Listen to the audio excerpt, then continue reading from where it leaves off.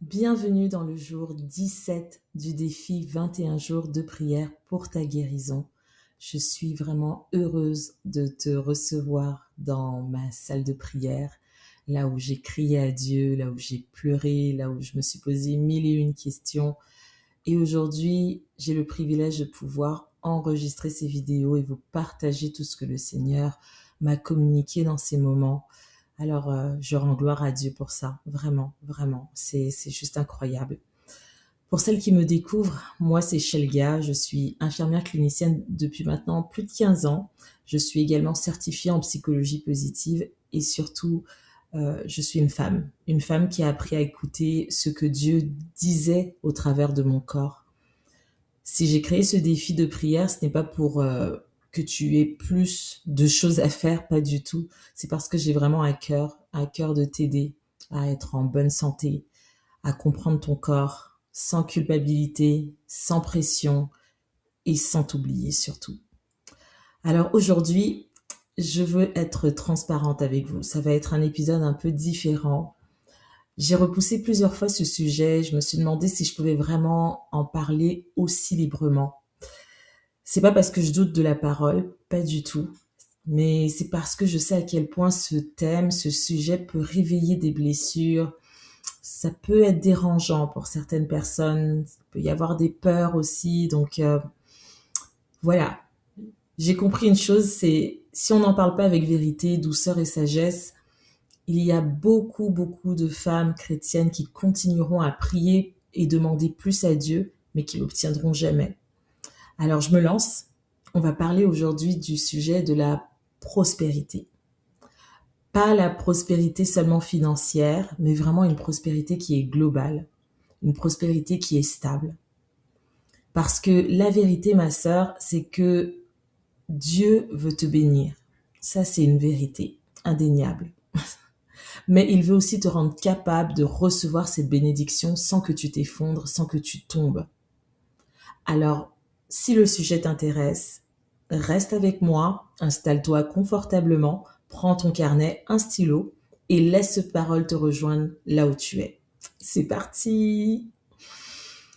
Alors, on parle beaucoup de prospérité à l'église, je le sais. On prie pour plus, on prie pour mieux, on prie pour l'abondance, on prie pour que les portes s'ouvrent devant nous. Et c'est juste, c'est bon. Mais on oublie souvent une chose fondamentale. La prospérité a besoin que la personne qui la reçoit soit dans une certaine posture intérieure. Si on lit le verset clé d'aujourd'hui qui se trouve dans Deutéronome 8, verset 18, il est dit « C'est Dieu qui te donne la force d'acquérir. » C'est Dieu qui te donne la force d'acquérir. Dieu ne donne pas seulement l'opportunité, il ne donne pas seulement la bénédiction, mais il donne la force. Et cette force, tu sais où elle se trouve? Elle se trouve dans ton corps, elle se trouve dans ton énergie, dans ta santé, dans ton système nerveux, et elle se trouve dans ta capacité à pouvoir gérer sans que tu t'épuises. Alors, il y a quelque chose que j'ai observé, que ce soit professionnellement parlant ou dans ma marche chrétienne. J'ai vu beaucoup, beaucoup de femmes prier pour plus. Mais elles vivent dans un corps qui est constamment fatigué. Je parle de fatigue chronique, je parle de stress financier permanent, je parle de relations qui est difficile avec l'argent au niveau de la gestion, difficile à gérer, planifier l'argent. Ce n'est pas un manque de foi, c'est autre chose. C'est souvent ton corps qui est en mode survie. Parce que quand ton corps il est épuisé, ton cerveau va commencer à penser petit. Il va se contracter. Il va se dire il manque beaucoup, beaucoup de choses à ma vie. Il va limiter ton champ de vision, tes possibilités, parce que justement ton corps est épuisé. Même quand Dieu ouvre une porte, tu seras jamais prête à entrer dedans, parce que tu es épuisé. Et Dieu, lui, il ne veut pas seulement te bénir, comme je te l'ai dit, il veut te stabiliser. Laisse-moi aller encore plus loin avec toi. Si tu es encore là à m'écouter, c'est que tu veux vraiment comprendre. La prospérité biblique, ce n'est pas courir après plus. C'est pas ça. La prospérité biblique, c'est apprendre à gérer son argent, son temps, tout ce que Dieu nous donne, sans paniquer. C'est recevoir ce que Dieu a pour nous, sans culpabiliser. Et c'est bâtir, peu importe ce que le rêve que Dieu t'a donné, sans le détruire. Et tout ça, ça commence par une relation qui est saine avec ton corps. Parce que un corps qui est respecté, un corps qui n'est pas maltraité, va pouvoir penser plus clair. Un corps qui est reposé va pouvoir prendre justement des meilleures décisions. Tu as plus de clarté. Un corps qui est nourri correctement, qui a suffisamment de ressources à l'intérieur, va être en mesure de soutenir la vision à long terme que Dieu te communique. Dans mes accompagnements privés, avec les femmes que je suis, je prends vraiment le temps de les outiller. Je leur fais comprendre également qu'il est important de booster leur système immunitaire naturellement avec des aliments que Dieu a déjà mis à notre disposition. Je prends vraiment à cœur de vraiment toucher toutes les sphères de la santé. C'est important pour moi. Il est important que ton corps, tu puisses lui offrir un bon carburant pour qu'il puisse avancer. C'est comme une voiture. Si tu mets pas le bon gaz, l'essence qui est fait pour ta voiture, elle va pas aller bien loin. C'est la même chose pour ton corps. Ton corps, il n'est pas là pour te bloquer et t'empêcher d'accéder à la prospérité, mais être en bonne santé, c'est la base si tu veux pouvoir atteindre cette prospérité. Et j'espère que tu comprends ce que j'essaye de t'expliquer aujourd'hui. Quand ton corps est constamment fatigué, parce que tu es stressé, parce que ça ne va pas, il va pas faire la différence, ton corps, ton cerveau, il va pas faire la différence entre une menace et une bénédiction. Il n'a pas le temps de faire cette division-là.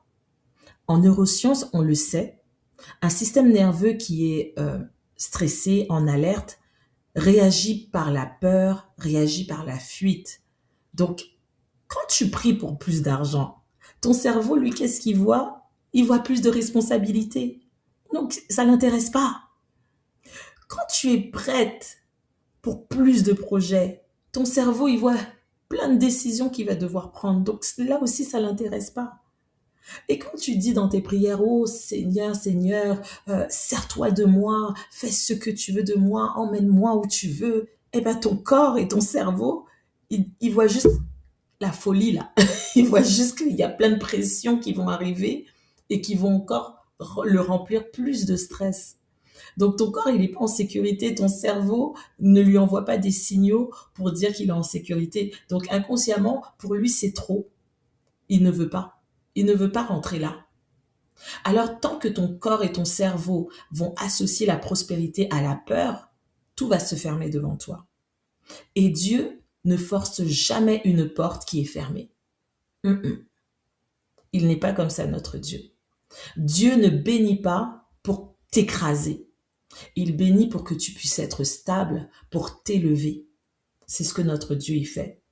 Alors si inconsciemment, toi, tu associes la prospérité au stress, à la surcharge, à l'épuisement, alors ton corps, lui, il va pas collaborer et il va se fermer au lieu de s'ouvrir. C'est pour ça qu'il est important que tu puisses renouveler ta manière de penser, ta manière de respecter ton corps et ta santé et te dire que ta guérison, c'est ta priorité, c'est essentiel. Je ne le redirai jamais assez. On ne peut pas vouloir quoi que ce soit dans la vie si on ne comprend pas que notre corps et notre santé est notre priorité. Et c'est ça qui va te permettre d'accéder à la prospérité de Dieu, et ça dans toutes les sphères où Dieu a prévu de l'abondance pour toi. Alors je sais, je t'ai vraiment communiqué beaucoup d'informations, et j'aimerais maintenant prendre 30 secondes de ton temps, 1 minute maximum, pour pouvoir sceller tout ça dans la prière et que tu puisses aller faire ce que tu sais faire de mieux, c'est d'aller prier, chercher la face de Dieu également pour être en mesure de comprendre pourquoi la prospérité ne vient pas dans ta maison, dans ta vie. Alors je vais prier pour toi. Seigneur, aujourd'hui je viens devant toi tel que je suis. Nous venons devant toi tels que nous sommes, avec notre histoire, avec notre corps, avec notre limite, avec nos peurs. Mais ta parole nous dit, Seigneur, aujourd'hui, que toi, tu donnes la force d'acquérir, la force de bâtir, la force de prospérer. Alors aujourd'hui, on ne te demande pas seulement plus, on veut te demander la capacité de recevoir ce que tu veux nous confier. Seigneur, je te demande de le faire pour nous.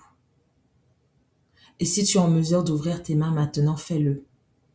Si tu peux lever tes mains vers le ciel maintenant pendant que je prie, fais-le.